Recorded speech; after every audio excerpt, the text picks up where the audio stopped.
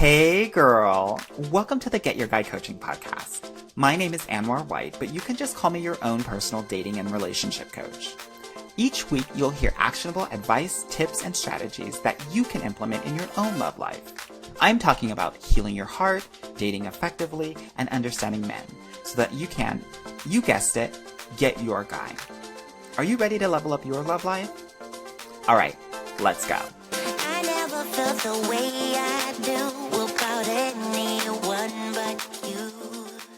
Hello, my loves, and thank you so much for joining me on the Get Your Guy Coaching podcast. I have a very special episode for you today, and the reason why I say that is because I know that a lot of you are going to resonate with this concept that I'm going to talk about today.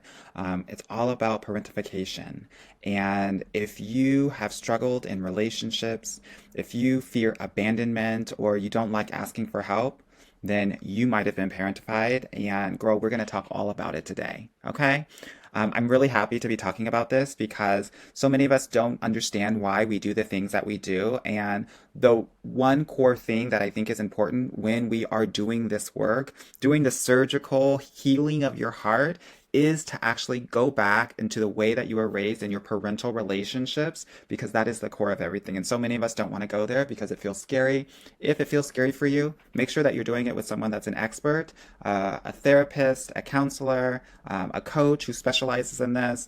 I'm one of the dating coaches in the world that does focus on some of these more deeper inner workings to really heal your heart and heal some of those childhood wounds. So, girl, we're going to just get into it right now, okay?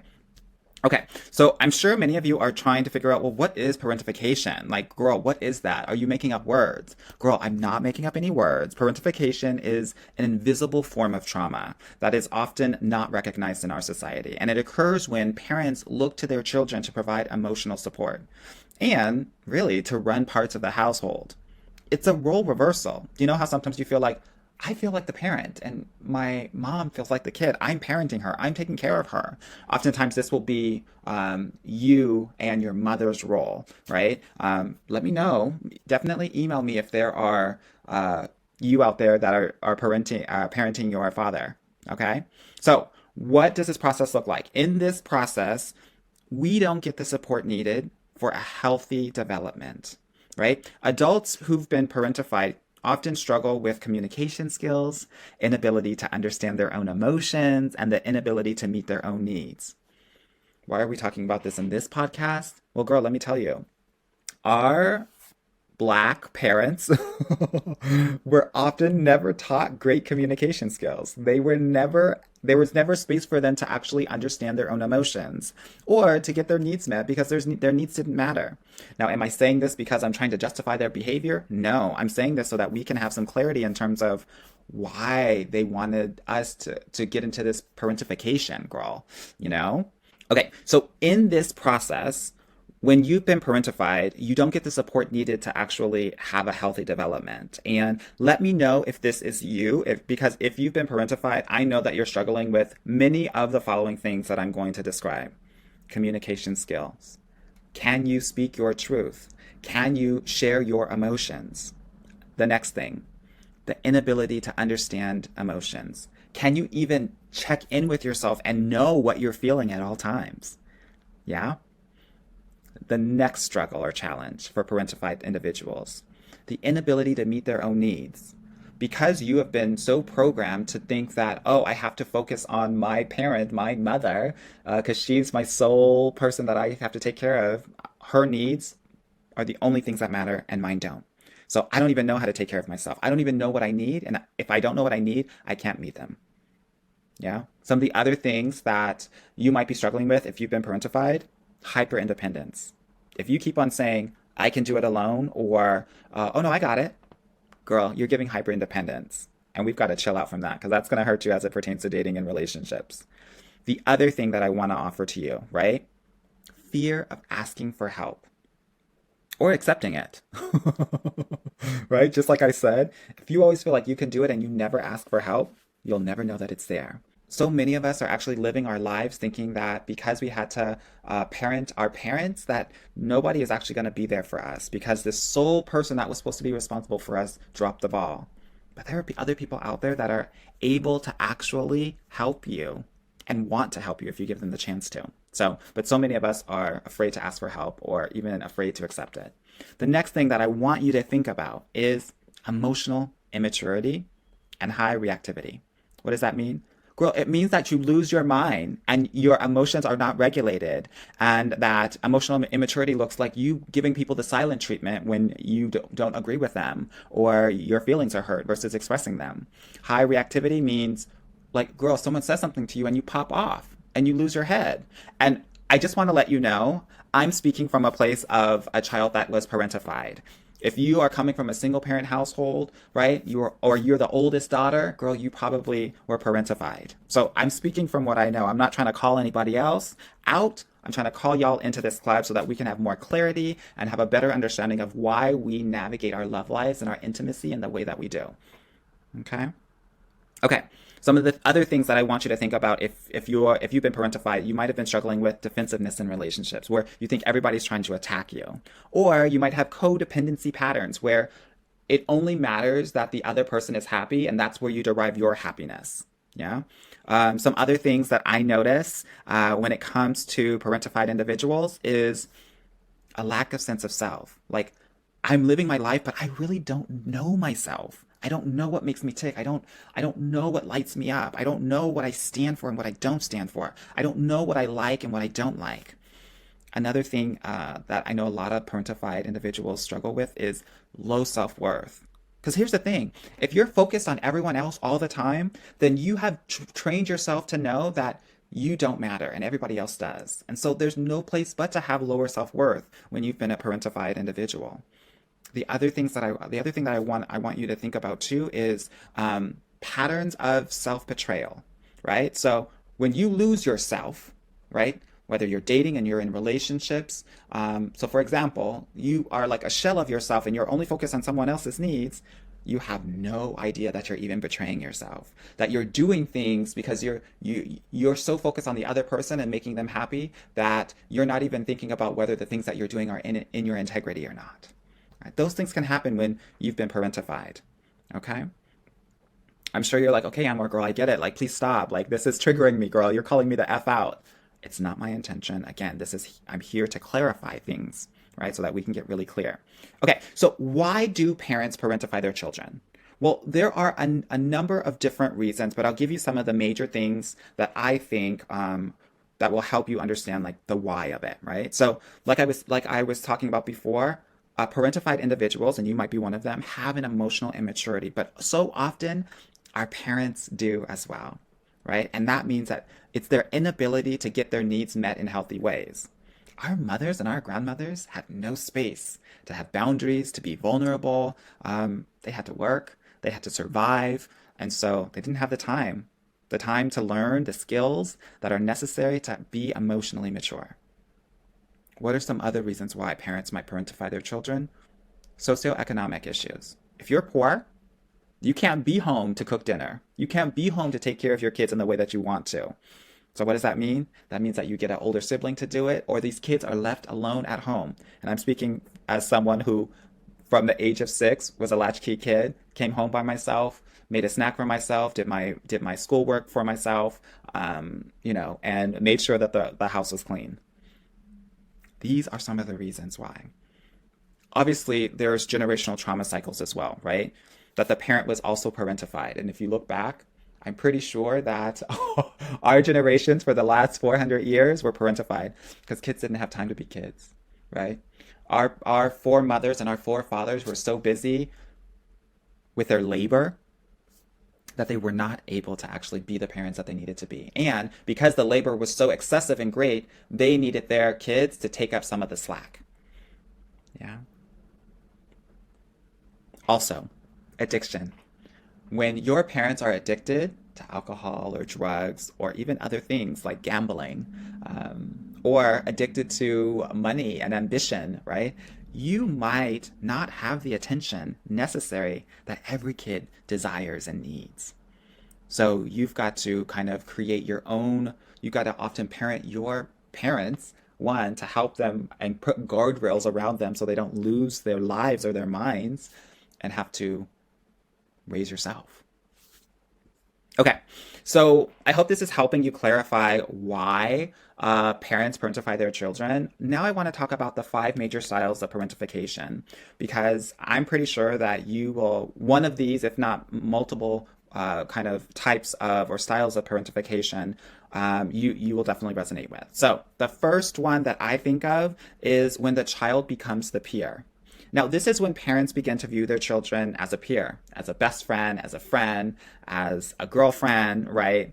And they look at them as a best buddy to help solve their problems or to vent to. It's completely inappropriate. Yeah, your parents should never be talking about the guy that she's dating if she's a single mother or adult financial issues or things at work, right? What's an example of this? I think a good example of this is like when a parent is sharing their marital issues without awareness of the child's capability. Like you shouldn't be talking about your marriage with your children. And if your parents were doing that, there's a violation. And she or he was parentifying you. Yeah, because here's the thing. In that example, there is potential damage that can be done by speaking negatively about the other parent. And oftentimes children are not capable of providing emotional support to adults because they just don't have the skills. Okay.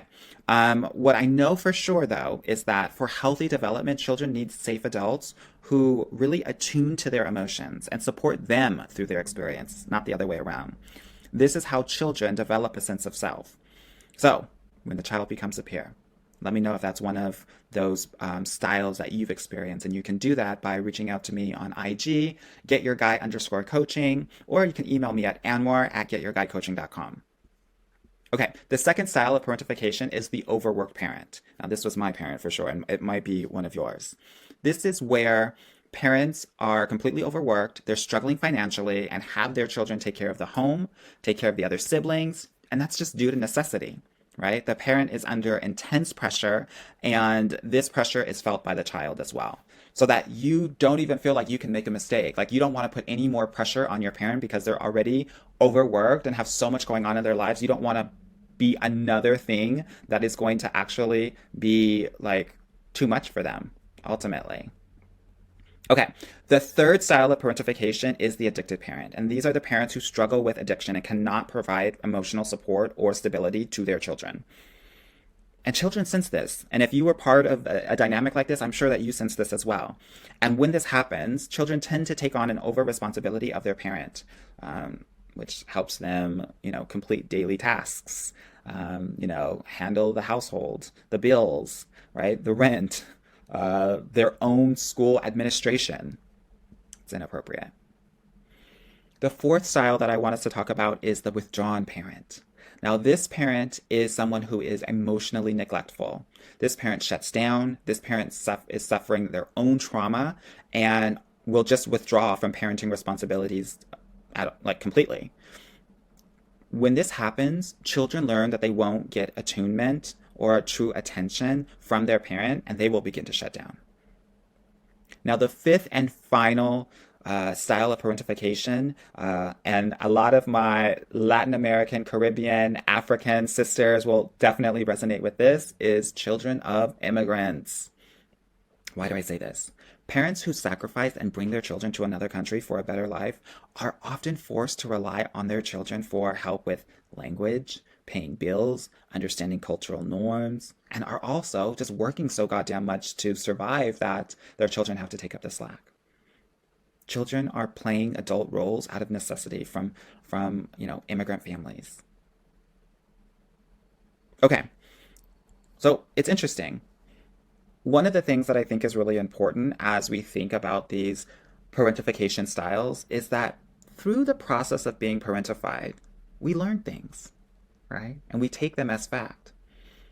And those things are that we are responsible for adults' emotions, that our parents' needs come before our own, that people cannot be trusted to care for us, that we must care for ourselves, even though we desperately need to be cared for.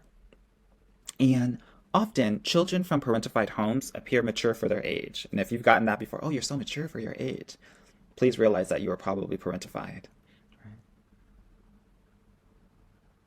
If you've gotten this, then I know for sure that you are probably talking about or speaking about adult issues and or either catering like around adults or taking on some sort of parent type role. Because your sole focus was meeting the needs of your parent or the household overall. Unfortunately, the end result is a sense of over responsibility and a core belief that our role is to cater to other people's needs and emotions. If you're a woman of color, I know that you've experienced this. This is why we're talking about it in this podcast. The last thing I just said, which was that your core belief is that your role is to cater to other people's needs and emotions. This is how you're showing up in your relationships, your romantic relationships. And I know for sure that if you are not self-centered and selfish in your relationships, you will not get your needs met. And you will be resentful. And these people that are in a relationship with you where you are giving everything and they are taking everything will take you for granted and will suck you dry. And this is probably how you've experienced so many of your actual relationships. So we have to do it a different way because it impacts us in our adult romantic relationships. It will impact you because, you'll have some sort of anger or rage outbursts that seemingly come out of nowhere because these are just repressed needs that are shooting out of you. Other things that I see in adult romantic relationships or adult relationships in general is unhealthy coping mechanisms, whether it's alcohol or drugs or gambling, that you might take those on as well, or eating or sweets. And the other thing that I also see is just a general lack of trust. Right? Or an intense fear of being abandoned. So we hold on to relationships intensely when we're in them. The lack of trust will make it hard to get into a relationship, but once you are in a relationship, you will never want to let it go. And successful dating is about letting things go easily, especially if they don't serve you. Okay? Some of the other things that I think parentification will do and the way that it impacts you in adult romantic relationships is that you'll have a lack of boundaries. Or a lack of even understanding the boundaries of a partner. You don't know what's in bounds. You don't know what's out of bounds. So you just kind of go with the flow and try to make the other person happy. Another thing that I see in the adult relationships of parentified individuals is that there's a high level of defensiveness, right? That just kind of comes from childhood. If you're thinking you're bad, you will always be hypersensitive and defensive when anybody is discussing things that you disagree with or have an opinion of you, right? The other thing that I see too, and let me know if this is your truth, your tea, is that you'll mask your true feelings. You'll keep it cute and mute and you won't express them.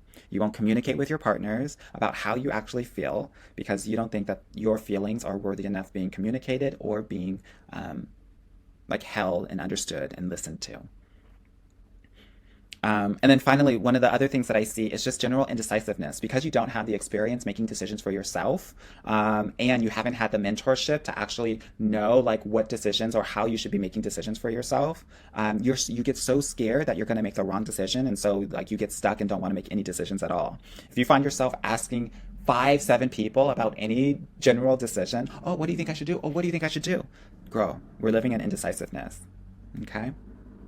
Okay, so let me go through some of the core stages of healing. Because, girl, we got to get solutions here. I'm not just going to tell you, girl, you got a lot going on here. Girl, we have to focus on the healing here. And so I want to do that. The first thing that I want us to really think about is individualization. And what does that mean?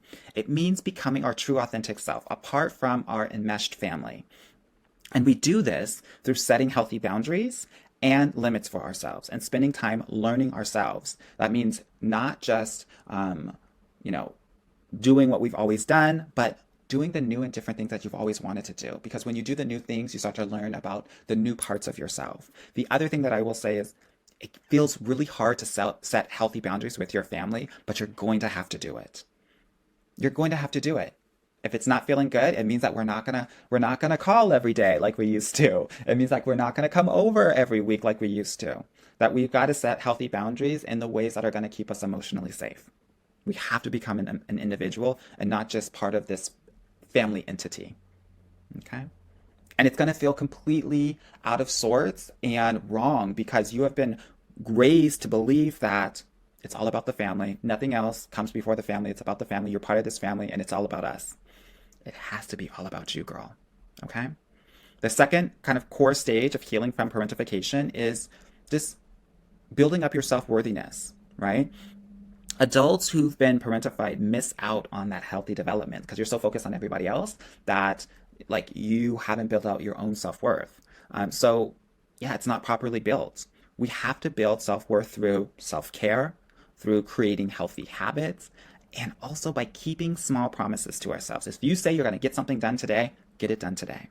If you say that you're going to work out twice a week, work out twice a week. If you are wanting to focus on self-care, it means you got to have to treat yourself on a weekly basis, right? And experience things that are going to make you feel good. That's what self-care is all about. Okay, now the third core stage of healing this parentification is personal accountability. The thing is, the most damaging part of parentification is that we witness adults who were not responsible for their own lives. And healing is about understanding our core responsibility to ourselves and our own actions. Because when you see that, that becomes a model for you, and you want to not take accountability for the stuff that you do. But healing and actually going anti-parentification is doing the opposite. It is taking radical responsibility for everything that you do and how you hold yourself and what you say and your behavior and your actions. Okay? So, how do we heal? We become an individual, we build our self-worth, and we take radical personal accountability. I hope having this conversation has helped you think about your experiences growing up and how you've been navigating your adult romantic relationships. I know that when you start to heal this, your love life is going to take off. And you're going to do things in such a different manner and get different results because of it. And if you need help with that, definitely book a consultation call with me and we'll figure out exactly how to help you in either the Get Your Guide Club or the Get Your Guide Mastermind program. All right? I hope that this was helpful for you. I'm sending you much love to all of the parentified ladies out there, coming from a parentified coach who's had to do the work to get past that and know how dangerous it can be and still working on it. I send you love, I send you clarity, and I can't wait to see you on the other side. Bye-bye. Hey girl, thank you so much for listening to the Get Your Guy Coaching podcast. If you like this episode and want to talk with me personally, please book a free consultation at www.getyourguycoaching.com/apply or subscribe and leave me a review wherever you listen to your podcasts. Talk soon.